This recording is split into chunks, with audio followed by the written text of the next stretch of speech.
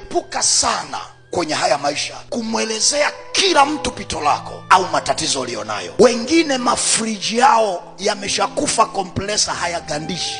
Unamsimulia, rafiki yangu nikwambie, yani ndoa yangu sijui kama umwaka tunavuka, yani rafiki yangu kazini, yani kuna moto rafiki, yani ila naomba usimwambie mtu yoyote yule. Akitoka hapo anaenda kukutangaza. Mnamuona yule dada anajidaigi mwana maombi, ila mchumba wake amemwacha. Tulisema hawezi kwenda popote. Unashangaa pito lako linakuwa matangazo ya kitaifa, na kila mtu ana pito lake, lakini si kila mtu huwa anaelezea kwa kila mtu. Mwingine hata kama anapita kwenye moto atavaa vizuri, suti kama ya kwangu ya mkopo, ataenda saruni, atanyoa hata nywele za buku kama mimi, alafu utamuona barabarani anatembea kwa amani kabisa. Lakini saa hiyo hata nyumbani hajaacha hata 100, hajui anaenda kula nini. Unamuuliza, leo mbona unatembea kwa miguu? Anakuambia, Dr. Janabi aliniambia nifanye mazoezi ya kutembea tembea. Ila ukweli ni kwamba huna nauli. Mbona muda wa lunch wewe siku hizi wendi kula? Mwambie tu Dr. Janabi ameniandikia diet niwe na kamfungo soft. Ukweli ni kwamba huna hela ya kwenda lunch.